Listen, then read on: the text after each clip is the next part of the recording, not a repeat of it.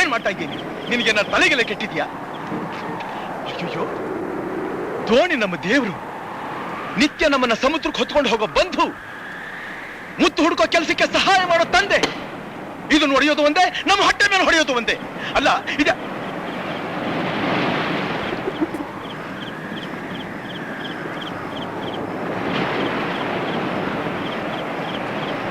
ಒಳ್ಳಣ್ಣ, ಇವತ್ತು ಯಾಕೊಂಥರ ಇದೆಯಲ್ಲ ನೀನು? ಹುಷಾರಾಗಿದ್ದೀಯಾ? ನೀನ್ ನನಗೆ ತಂದೆ ಸಮಾನ. ನನಗೆ ಸಮುದ್ರಕ್ಕೆ ಹಾರೋದಕ್ಕೆ, ದೋಣಿ ಬಿಡೋದಕ್ಕೆ ನೀನ್ ತಾನೇ ಹೇಳ್ಕೊಟ್ಟಿದ್ದು. ಈಗ ನೀನೇ ನನ್ನ ದೋಣಿ ಹೊಡೆದಾಕ್ತಾ ಇದೆಯಲ್ಲ, ಯಾಕೆ? ಏನಾಗಿದೆ ನಿನಗೆ?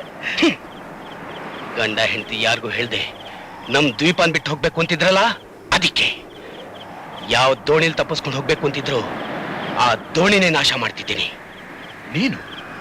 ನೀನೇ ಮಾತಾಡ್ತಾ ಇದ್ದೀಯಾ? ಹೌದು, ನಾನೇ. ಎಲ್ಲಿ ಮುತ್ತು?